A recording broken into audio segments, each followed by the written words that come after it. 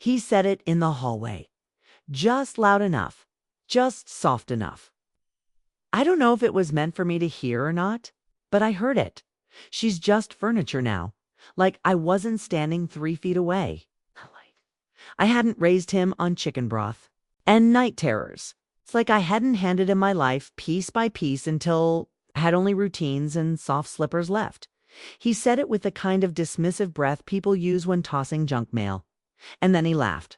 Not a cruel laugh. Not a sharp one. It's just a tired, amused chuckle like he was stating something obvious. I stood still for a long time. I didn't cry. I didn't shout.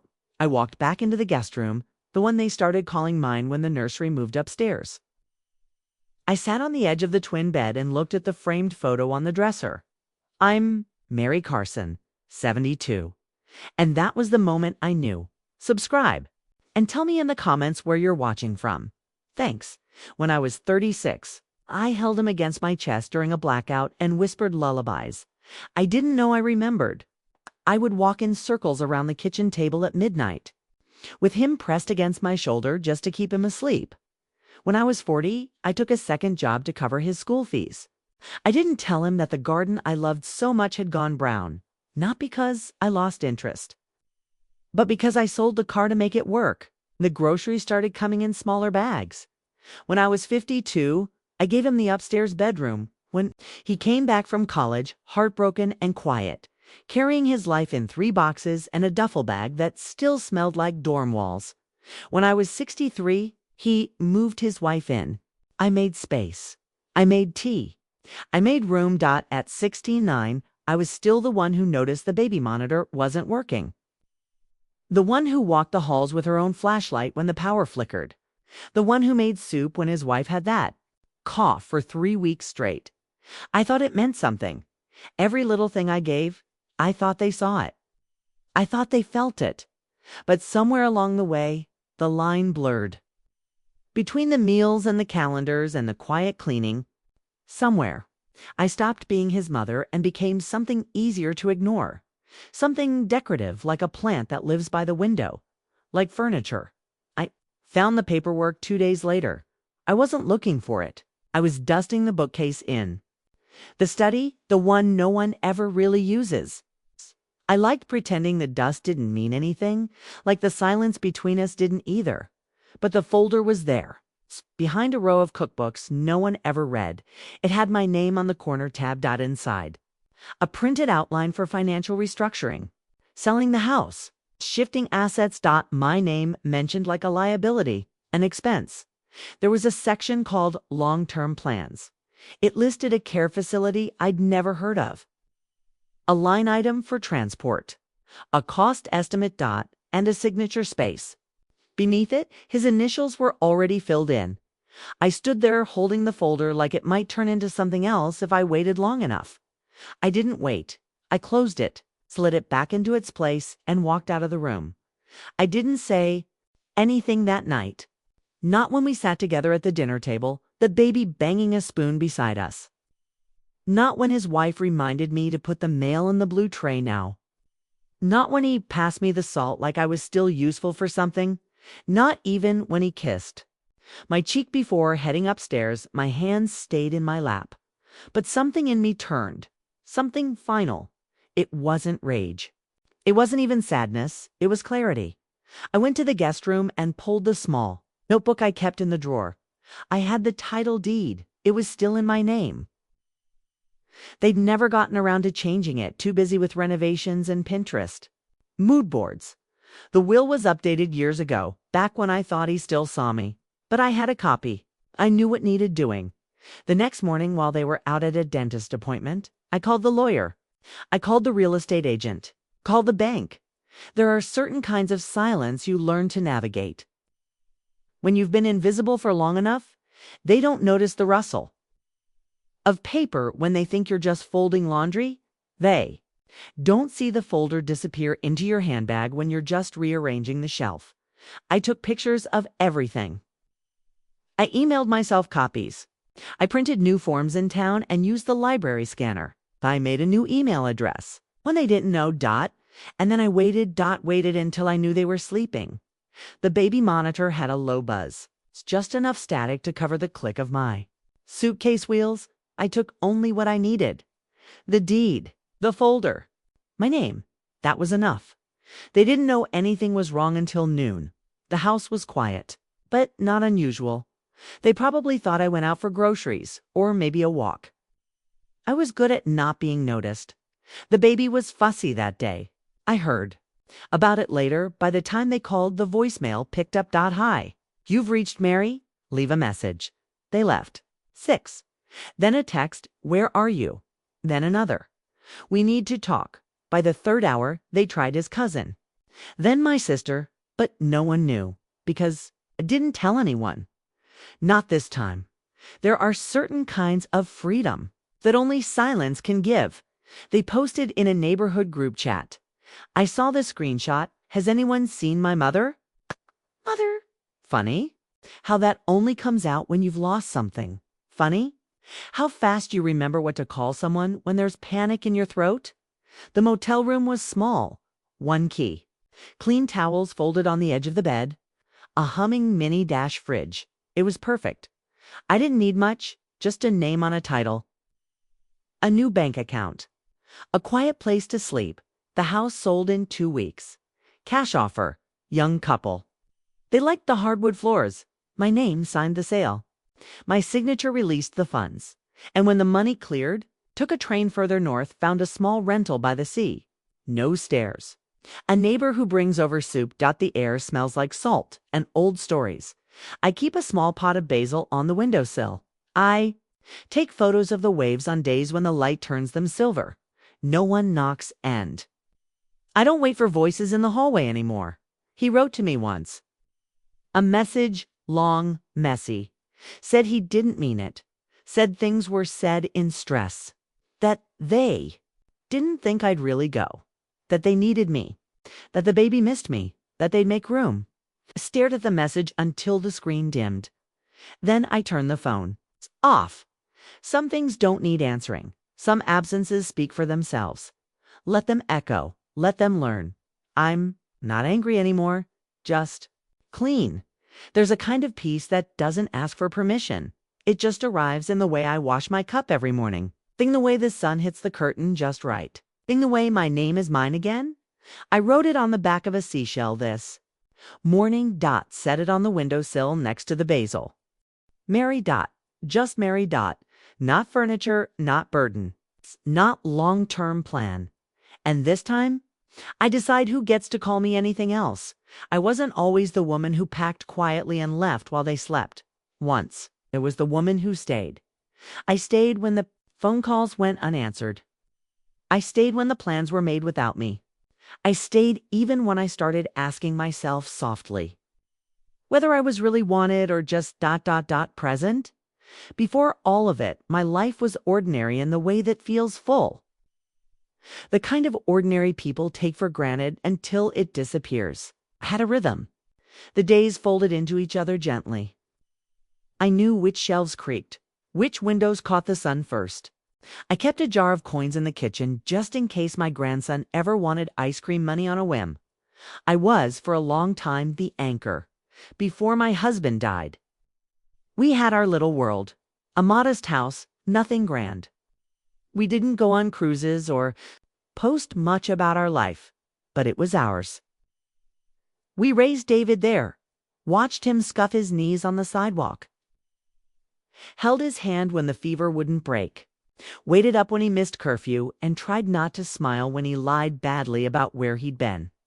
After Charles passed, the house felt big. But David had just started his family, and the offer to move in with them came with warmth in his voice. At the time, I believed it. We'd love to have you with us, he said. You shouldn't be alone in that place, he said. You'll have your own room, Mom. We'll make it nice. The baby will love having you close. I remember packing my life into boxes with a strange feeling I couldn't name, a mix of gratitude and grief, because part of me knew even then that once I gave that house up, there'd be no going back. But I thought maybe this was the right next step. Maybe families grow inward sometimes, not apart. I moved in just before my 70th birthday. They made space in the downstairs room. I brought my books, my photos, a few pieces of furniture. I remember the way my daughter-in-law smiled and said, "You won't need much. We've got everything." She meant well. I think I still choose to believe that. She just wasn't prepared for what it really meant to share space with someone who doesn't quite fit into the rhythm of her life. Someone with habits. Someone with history. It started slowly. They took the armchair I brought from my old living room and put it in the garage, said it clashed with their decor. The books I brought stayed in boxes. No shelf space, they said. Maybe later. And then the pantry. I'd labeled the containers like I always had. Lentils, flour, rice. One day I opened the door and all the labels were gone. Everything reorganized. My handwriting erased. I said nothing. Just ran my hand along the shelf and walked out. Somehow, the space I was promised started to shrink. They didn't say I couldn't use the kitchen, but there was always something on the stove. Always a reason. "We've got it tonight, Mom." "You rest. It's just faster if I cook. You know how chaotic evenings get." "Oh, you made something." We already ordered in, so I started eating earlier. Quietly, leftovers things. I could heat in a mug and finish before anyone noticed.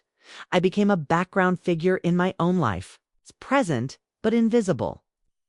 Helpful, but not invited. And still I stayed.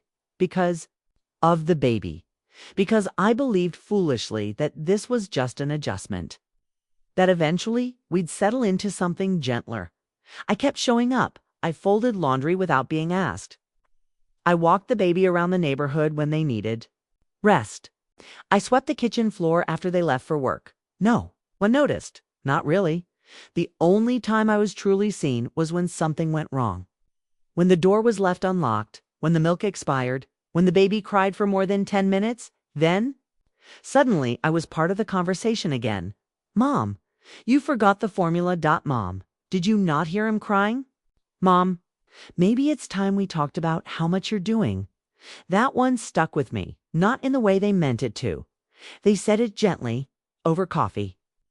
My daughter-in-law had a tone I recognized from years ago, the one you use when you're explaining something difficult to someone who just doesn't get it. "We've been thinking," she said. "It's probably not fair to have so much on you. You've done more than enough. Maybe it's time to let go of some responsibilities." I smiled and nodded, stirred my tea, said I understood. But inside me, something cracked. Because that's the moment I realized what they were really saying. You're not needed. You're not part of the machine. Anymore, you're just here, a presence, a burden with hands. I started sleeping with the door closed after that. Not to block noise, but to give myself the illusion of privacy, the feeling that I still had some square footage in the world that belonged to me. It's funny how love can become something else without anyone meaning it to. How the people you give everything to can shift slowly into people who expect you to keep giving without question, without space, without self. I kept a notebook. At first, it was just grocery lists, baby milestones, appointments. But after that conversation, I started writing other things. Memories, quiet thoughts, things I didn't say out loud, page by page. I began to see myself again, not as a mother, not as a helper, not as a piece of furniture. Just as Mary, just as someone with edges, with wants, with limits. I'd read back entries some nights and wonder how long it's been dissolving and how long I'd let them do it. It was late spring when I found the file. The house was quiet. My grandson was at daycare, and the two of them were upstairs on a video call I wasn't invited to. That morning, I'd baked banana bread the way I used to when David was small and shy, always clinging to my sleeve. I left it on the counter untouched. I don't know why I expected otherwise. Maybe because part of me still hadn't caught up to what I'd already felt for months, that I wasn't really there anymore, not in their eyes. I decided to clean the study, not out of need, but because it was one of the few things they still let me touch. Dusting their shelves made me feel useful, real if I wiped something down. I could say I'd left some trace of myself on their lives that day. That's where I found the folder. It wasn't even hidden, just tucked behind a row of untouched cookbooks and parenting manuals, slumped sideways like it had been forgotten. I pulled it out without thinking and saw my name typed in sharp black ink across the label. Not Mom, not Mary. Mary Carson Financial. OPTONS didn't register at first. I opened it slowly. It's the way you open something that might break in your hands. Inside, I saw bullet points, an outline, printouts of budget sheets, a spreadsheet with categories labeled cost of care, transition planning, and facility research. There was a list of nearby assisted living centers. One was circled. Next to it, reasonable, 5-minute from house. I didn't breathe for a moment. Just traced the ink with my eyes. Felt my chest go hollow, like someone had scooped the inside out and left. The shape of me standing upright. Then came the part that made my hands tremble. There was a page with a proposed timeline. June begin. Transition conversation July. Initiate sale of house in David's name if possible. August. Move. Mom move. They used the word like I was an item. A task to complete, and at the bottom, space for a signature. His signature was already there. David, I blinked at it. I sat down on the floor. The folder open in my lap. The smell of lemon polish still in the air from the rag in my hand. My son had signed off on my ERASURE. No conversation. No warning. It's just a series of neatly typed plans to extract me from their lives and relocate me like a cracked coffee table. And the worst part wasn't the betrayal, it was how unsurprising it felt. Like some part of me had already known, I thought. Of all the little moments that hadn't made sense at the time, the way they started locking the upstairs office, the glance his wife gave him when I asked about long-term plans, the financial meeting I wasn't invited to, though I'd heard my name when I passed the door, it had all been happening right in front of me, and I'd been too quiet, too loyal, too hopeful to see it. I stood up slowly, folder still in hand. I placed it back where I found it, same angle, same place, because I wanted them to believe I still hadn't noticed. I needed time to remember who I was and what power still belonged to me. I didn't mention the folder that night. Not when they passed the baby to each other like I wasn't there. Not when they laughed softly over some video while I washed the dinner plates alone. Not when they said, "Mom, do you mind keeping him for an extra hour tomorrow? We're just so overloaded lately." I nodded. I smiled. I tucked him into bed when the time came. Then I went to my room, locked the door gently, and sat at the little desk by the window. I opened my notebook and began writing. A list assets I still controlled. Accounts they didn't know about. The status of the deed still legally in my name. They had made plans, but they'd forgotten something. Forgotten that the house was never theirs. That I still held the key. That I hadn't signed anything. That, in every legal way that mattered, I was still the owner. They'd assumed I was passive. That I'd go where I was told. But I was only quiet. Not powerless. I made a plan that night. One rooted in silence. Not to punish, just to protect. What was left of me, because if they didn't see me as a person, if they saw me as furniture, then I would do what furniture can't. I would walk away. I would leave them with space, with silence, with consequence. And when I went, I would take everything that still bore my name. Not because I wanted revenge, but because I remembered who I was before. I became invisible, and I decided I was done. Disappearing. After that night, I changed. Not loudly, not quickly. But entirely. I began to move like someone with secrets. I still made breakfast.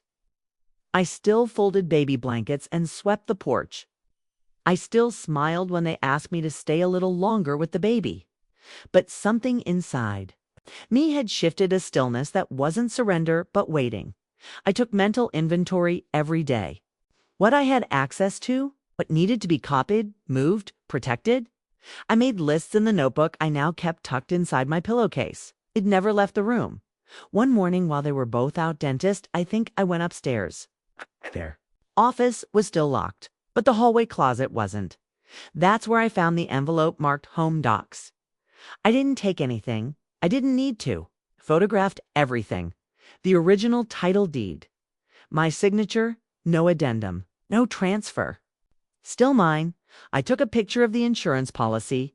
Then I opened the filing drawer at the bottom and found a printout of their projected mortgage costs post-sale. It said, in parentheses, I was already a ghost in their budget. They were counting on a future where I was gone, but they forgot. The first rule of counting: you don't leave out the one holding the pen that night. I opened my laptop, the old one they assumed I barely used, and began to draft an email to my attorney. She was my age, someone I'd known since the church renovations years ago. I told her I needed a quiet consultation about real estate and inheritance. She responded within the hour. Whenever you're ready, Mary, I'm here. I called her the next day from a bench near the pharmacy. The wind was loud enough to muffle my voice from anyone nearby. She asked gentle questions. I gave calm answers, and by the end of the week, the plan was in place. The house could be sold under my name without their consent. The funds could be placed into a private trust. I could change the will, rewrite the terms, even designate new beneficiaries. I asked her to make sure everything would be watertight, quiet, legal. She said yes. And then she asked me one thing. Are you sure? Buzz.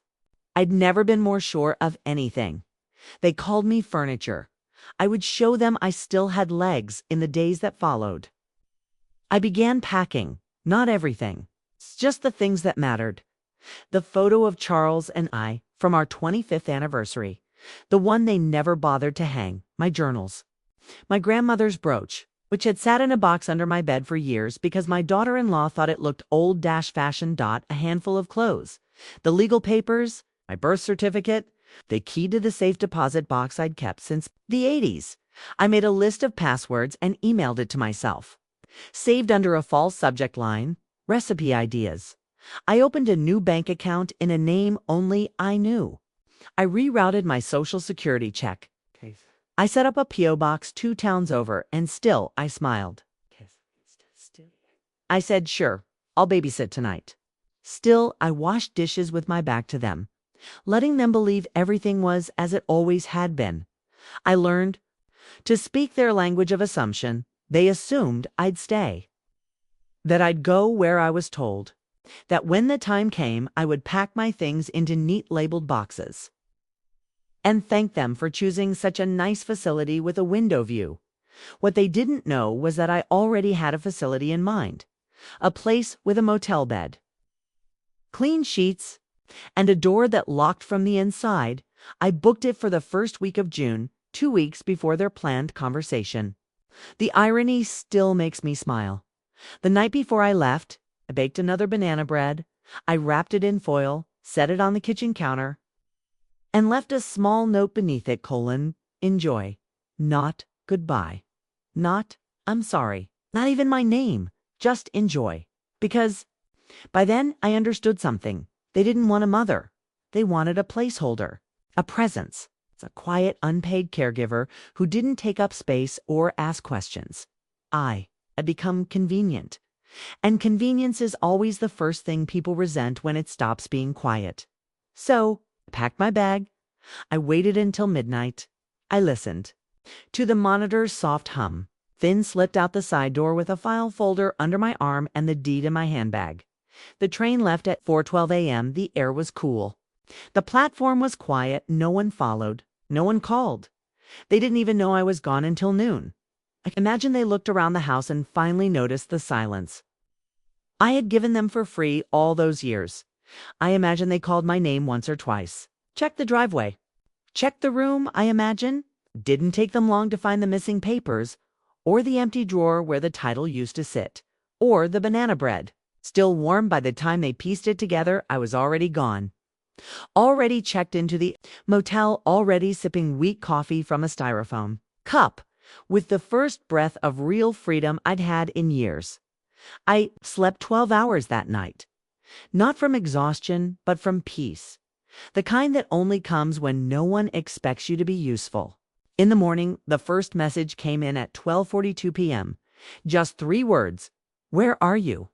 I let the phone ring once before silencing it. I placed its screen down on the motel nightstand and listened to the hum of the mini fridge. The world outside moved without urgency. The kind of quiet I had forgotten existed. At 1:07, another came. Mom, we're worried. I read it, then turned back to my coffee. Watery, lukewarm, but mine. I checked the trust account. The funds had cleared. The lawyer's confirmation came with a single line. The house is no longer theirs to list. Everything is secure. I smiled, not out of triumph, but relief. By 2:10, they began calling others. My sister texted me a screenshot from a group chat.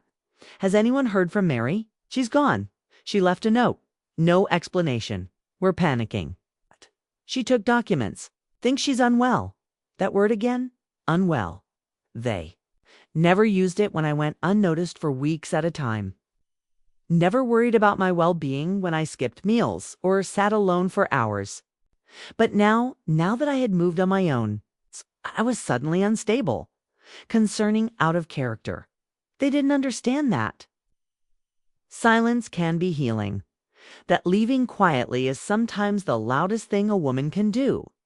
By evening, the tone shifted. We need to talk about this, Mom. This isn't okay. You can't just disappear as if I hadn't been disappearing slowly for years. Only now I'd finished the job.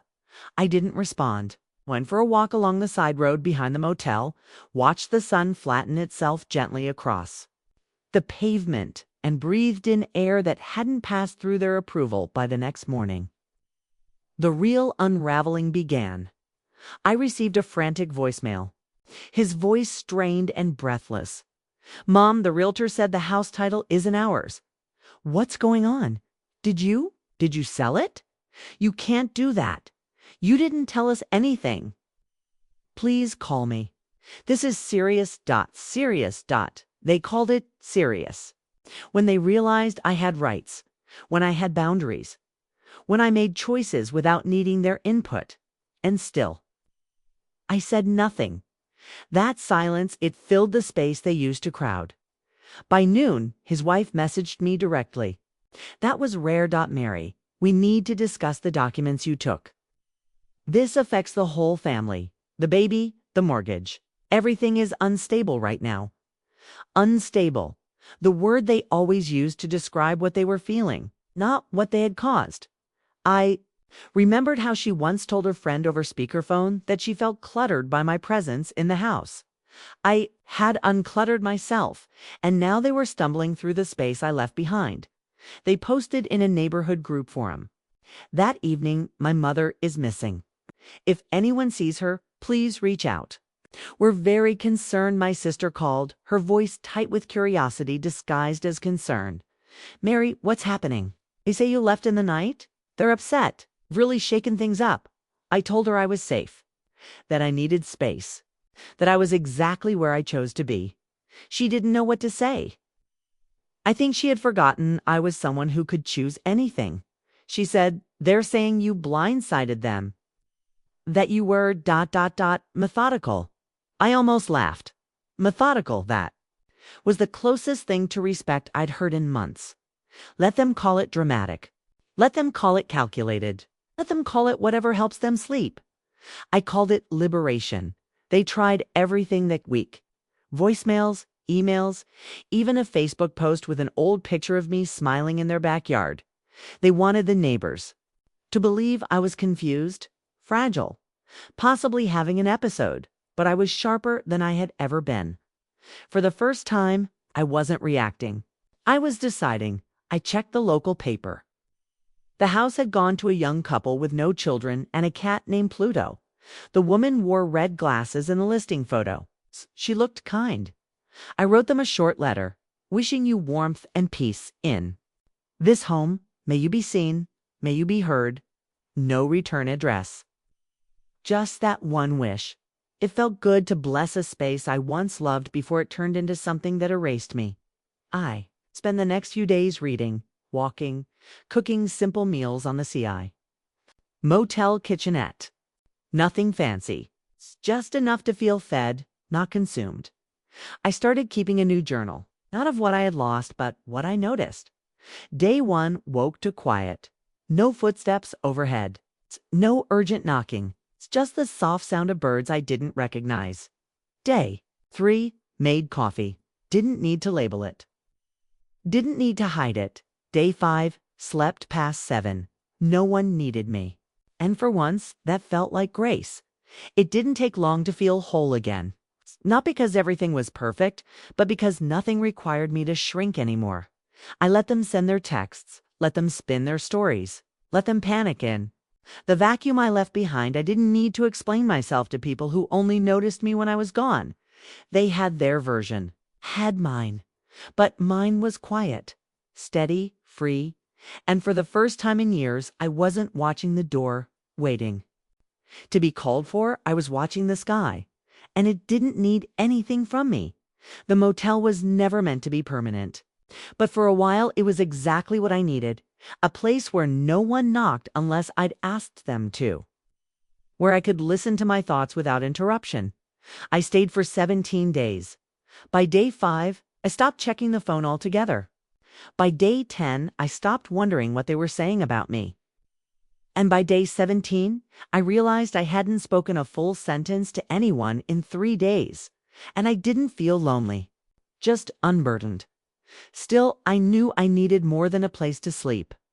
I needed a life again. Not the old one, not what they had offered me in corners and conditional space, but something of my own, built on silence and choice and light. I found the cottage listing through a bulletin board in the post office. No photos, just a line of handwritten script pinned between a dog walking service and an ad for fresh duck eggs. Small rental cottage, Seaside Lane. 1-bedroom garden. Available. Immediately. Call Ruth. I called. Ruth answered on the second ring. Her voice was warm, slightly gravelly, like someone who's laughed more than she's cried. I told her I was looking for something quiet. She said the sea doesn't allow anything else. I saw the place the next day. A short walk from the harbor. Low roof, white walls, gone soft from sun and salt. A narrow path of cracked stones led to a gate with chipped blue paint. It smelled like rosemary and tide water. I signed the lease on the spot. The rent was low. Ruth said she just wanted someone kind to live in it. She didn't ask many questions. She noticed the tremble in my hand and didn't mention it. Simply placed her palm over mine and said, "Take your time. No rush here." I moved in with 2 bags, my notebook, the deed to my past, and a folded photo of Charles the First still wasn't ready to look at for long. I brought the basil plant from the motel windowsill. It had wilted a little in the move. But it wasn't gone. Neither was I. The first week in the cottage, I didn't speak much aloud. The silence didn't feel heavy anymore. It felt earned. I woke when I wanted to, made eggs in a pan no one else had touched, walked to the market with a cloth bag and came back with peaches, soft bread, a jar of honey I didn't have to share. I spent long mornings near the water, just sitting, letting the wind pass through the parts of me I hadn't tended in years. No one here knew me as David's mother. No one asked about family. I saw an older woman with kind eyes and space around her, and they let that be enough. One afternoon, while buying tea, the man behind the counter handed me a second tin. "It's free for regulars," he said, smiling. I hadn't realized I was one. It was the first time in months. I felt claimed by something without conditions. The neighbors waved when they passed. One of them, a younger woman with a striped scarf and paint on her hands, brought me scones and asked if I'd like to come by her studio sometime. I said, maybe. She didn't press, just nodded and said, "You look peaceful here. I hope you stay a while." I told her I planned to. I didn't talk about my past. I didn't mention the house, or the baby I held more than they did, or the way they plotted my exit before I had even thought to leave. I didn't say furniture. I said very little. But everything I said was mine. Some nights I sat on the porch and listened to the sea. Other nights, I reread old journal entries and drew slow lines through the sentences that no longer belonged to me. She asked me to stop folding his laundry. He asked me to stay quiet during dinner. They told me I was doing too much, but never took the weight off. Line by line, I erased the version of me who waited. In her place. Gosh. I wrote what I saw out the window: evening gulls, a boy balancing on a bike too big for him, a mailbox painted green and gold, the scent of brine and cut grass. Ruth dropped by once with a basket of lemons from her sister's tree. "You've got that look about you," she said, setting them on my windowsill. "What look is that?" "The kind people wear when they've finally stopped." Apologizing for breathing. I didn't answer. I didn't need to. That night, I made lemon tea. Cup, just for me. It tasted like a rival. I didn't check the phone, though I knew it was still waiting. A blinking log of their regret, their panic, their need.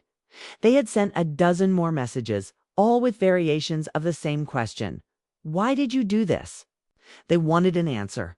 But the truth is, I didn't do it to hurt them. I did it to find myself before it was too late. I had spent too many years stitching my worth into their comfort. Now, I was learning how to sew something else. It didn't involve apologies or returns or furniture metaphors, just peace. The letter came on a Wednesday, folded carefully in a plain white envelope. No return address, just my name in handwriting I knew instantly. He'd written it the way he used to label his notebooks as a boy. All capital letters, heavy pressure. Mary almost didn't open it. Not out of anger, that had passed, but because I wasn't sure I wanted to let his voice back into my space. But I did, slowly. One fold at a time. It was 2 pages. Blue ink. No greeting. "I don't know what happened." "Not really. One day you were here and then you were gone. You left without saying a word, and I can't pretend it didn't hurt. I've been trying to explain it to myself. I keep going back through the past year, thinking maybe we asked too much. Maybe we weren't as careful as we should have been. But I want you to know this. I never stopped seeing you as my mother. I stopped reading there, not because I couldn't go on, but because that sentence, "I never stopped seeing you as my mother," was the very problem. He saw me as his mother, not as a woman, not as someone with edges, limits, dreams that weren't centered around him, not as someone who could say no and still be loving, not as someone who could leave and still deserve grace. I placed the letter on the kitchen table and poured myself a cup of tea. It was raining outside, a soft tapping on the roof like someone too polite to knock hard. I let it fill the room. Later that night, I finished reading. "We didn't mean to make you feel small. I don't think I realized how much you were holding. Thought we were all helping each other. Thought it was mutual. But I guess I didn't notice how little of you was left in it. I'm sorry. If you can forgive us, if you ever want to talk, please call." It wasn't cruel. It wasn't manipulative, but it came from someone who still didn't understand what he had done. He'd confused love with usefulness. He had measured my worth by how quietly I fit into his household. He thought proximity meant connection, that keeping me under the same roof was the same as honoring me. But I'd felt the difference. Every time they made a decision without me, every time they looked through me instead of at me, every time, I became a set piece in their home, helpful, silent, safe. I thought about writing back. I even took out a page and wrote a single sentence. "I didn't leave because I stopped loving you. And then I stopped because what mattered now wasn't what he needed to hear. It was what I needed to protect." I folded the letter, slid it into the back of a drawer, and went for a walk. The sky was heavy with clouds, the kind of gray that makes the sea look silver. I passed the neighbor's fence and saw the little girl, with paint on her elbows again, turning flower pots upside down to let the water drain. She waved. I waved back. She didn't ask where I'd come from or why I looked tired in the eyes. She just offered me a cup of lemon water and said, "Shh, you look like someone who remembers things well." I smiled. I the next morning, took down the last cardboard box I had yet to open. Inside were pieces of my old life, a scar from my wedding. Day, a child's drawing of a stick figure labeled Mommy. A thank you card from a neighbor long past. I laid them out on the table, one by one, and said their names softly. Grief, devotion, silence, resentment. Then I folded most of it back into the box. But I left out one photo, the one of me alone on a park bench, smiling towards someone off camera. I didn't even remember who took it, but in it, I looked. NTACTI framed it.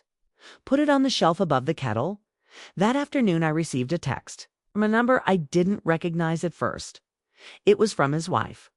I know you probably don't want to hear from me, but I wanted to say thank you for everything you did while you were with us. I see now how much I missed. I'm sorry I didn't say that sooner. There was no ask, no demand. Just that I didn't respond. Not out of malice, but because some apologies are meant to be heard in silence, and in that silence I found the room to breathe. I walked down to the sea that evening. The wind had changed, warmer, slower. I took off my shoes and let the tide reach for my toes. The world felt balanced in that moment. Not perfect, not painless, but balanced, behind me. I had left the life where I was tolerated. Ahead there was only what I chose. I took the notebook from my bag and wrote 3 lines. He reached out. I stayed steady.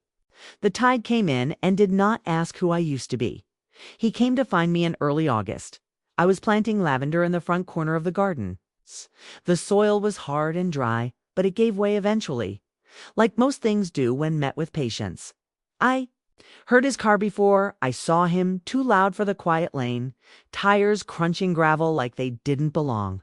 I didn't look up right away. I finished pressing the roots into place, brushing the dirt from my palms. Before turning to face him, he stood at the gate, one hand resting on it, not opening it. That, at least. He got right, his face looked thinner. The way someone looks when they haven't been sleeping well. His hair was longer than I remembered, a little unkempt. His shirt was wrinkled. He didn't speak at first. Just looked at me like he was waiting for permission. I gave a small nod. He opened the gate and walked in slowly, like the ground might give way. I didn't invite him inside. We sat on the porch, him on the far edge of the step, me in the old wooden chair Ruth left behind when she moved. The lavender behind me still smelled like the sun. The air was still. He started 3 sentences and dropped each one. Finally, he settled on, "You look well." I nodded. There was a long pause after that. "I'm sorry," he said. I didn't ask him to explain. I didn't offer comfort. I let the silence grow roots between us. Let it stretch out wide enough to hold everything he wasn't saying and everything I didn't need to hear anymore. He looked down at his hands. They were shaking. "It wasn't supposed to be like that," he said. We thought you were okay with it. That you liked being part of it all? Liked being useful." He winced. "Yeah, I guess so." I leaned back in the chair. The wood creaked. A bird landed in the rosemary bush. Somewhere down the lane, a screen door opened and shut. "I was useful," I said, but I wasn't seen. He looked at me then, really looked. The way children do when they finally realize their parents are people. I watched it happen in his face, the flicker of recognition, the slow unraveling of old assumptions. "I wanted to be close to you," he said, "and I thought having you there. I thought it meant we were . It didn't. I know." We sat with that. I could have told him everything, how the folder broke me, how the phrase "she's just furniture" sat in my chest like a nail. I could have poured my grief onto the porch between us and let it flood the space, but I didn't, because what I needed now wasn't to be understood. It was to be unburdened. He rubbed his palms against his knees. "The house is gone," he said softly. "I mean, I know you sold it, but it's really gone." That hurt, . I nodded. "I know." He looked at me again, eyes wet. "I don't know how to fix this." I believe him. I also know it's not mine to fix anymore. "I didn't come to accuse you," he added. I missed you." That part I let sit. I missed you too, I said. Before all of this, before you stopped asking how I was, before I became the extra chair at the table. He exhaled hard, kind of release. We sat for a while longer. He asked small questions about the town, the cottage, the weather. I answered simply, no stories, no shared memories. We weren't rebuilding, we were acknowledging. That was all. When the sky started to shift orange, he stood. Can I hug you? I paused. Then stood too. A light touch. Nothing more. He pulled back first. If you ever want to come back, he said, the door's always open. I nodded, not in agreement, but in thanks. Take care of yourself, David. He smiled at the sound of his name. I think he noticed I hadn't said it. Until now, you too. Mom thought I watched him walk back to the car. Watched the gate swing close behind him. Watched the brake lights vanish around the bend. And then I went back to the garden. Back to the lavender and the rosemary and the small patch of tomatoes that needed water. I didn't cry. I didn't ache. I didn't hope. I just breathed. And in that breath was everything I never said. I love you. But I will not return to a place that forgot my name. I forgive you. But I will not be useful to my own erasure. I see you. But I see myself now too. I never told him I forgave him. Not in words, but forgiveness. I've learned isn't always a conversation. Sometimes it's a quiet act. It's a soft return to yourself without needing to drag anyone else with you. After he left, the cottage felt unchanged. That surprised me. I'd expected a heaviness maybe, or a sadness. But the lavender still held its scent. The kettle still whistled the same. My teacup still fit my palm just right. He had come and gone, and nothing in me had shifted back. And that, I think, was the real healing. Not that I let him in, but that I didn't disappear when he arrived. That night I sat at the kitchen table and opened my notebook. I flipped through the pages I'd filled since I left, notes about the tide, small kindnesses from Ruth, the way silence no longer frightened me. One entry stood out. Dated the week after I moved in. I'm not sure who I am yet. But I think she's quieter, softer. Not smaller, though. Not anymore. I underlined that last line, then closed the book. Outside, the wind had picked up. I stepped onto the porch and wrapped a shawl around my shoulders. The sky was beginning to silver, soft streaks of moonlight touching the tops of the rosemary bush. I lit a candle and watched the flame. Years ago, would have blown it out quickly, worried about waste, about fuss, about someone needing something. From me, the moment I paused, now, I let it burn. I took the letter he'd sent me, the one I'd tucked away in a drawer, and read it again. This time, I didn't stop halfway through. I read it slowly. Like a poem written in a language I no longer spoke, but still recognized. When I finished, I folded it once more and walked barefoot to the edge of the garden. I lit a match and held the edge of the paper to it. The fire took slowly at first, like it wasn't sure. Then it caught. I held the letter until the flame reached my fingertips. Then dropped it into the old ceramic basin I used to water the plants. The ashes curled inward. Quiet. Final. I didn't burn it out of anger. I burned it because I didn't need to carry it anymore. I watched the paper dissolve into dark softness, then walked back inside. Peace isn't loud. It's not a moment of clarity or a dramatic goodbye. It's brushing your teeth. Without dread, it's choosing what music plays while you make soup. It's waking up and knowing the day belongs to you. The next morning, I walked into town and bought 3 yellow apples from the man who always gives me 1 extra. I brought a loaf of crusty bread from the bakery and a jar of local honey, the kind that tastes a little like clover.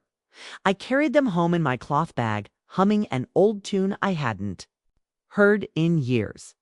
That afternoon, I got a call from Ruth. She wanted help setting up chairs for a poetry reading in the old church hall. I said I'd come. I wore a blue blouse and my softest shoes. At the reading, someone recited a poem about a woman who leaves a dinner party early and walks home under starlight, unbothered by what anyone thought of her absence. I smiled into my teacup. That night, I wrote in my notebook again. Today, I remembered who I was before I became useful. I was a woman with long steps. A woman who sang while she stirred. A woman who could walk home without explanation. I tore out that page, folded it into a triangle, slipped it under the basil pot on the windowsill. The plant had begun to thrive again, small green leaves curling upward like they'd been waiting. For sun all this time, there's no final chapter to this. No dramatic vow. No reunion waiting, just over the hill. There's just me here, breathing, choosing, not apologizing for taking up space. A woman who was once called furniture, now a home, all her own. And this time I decide who gets to call me anything else.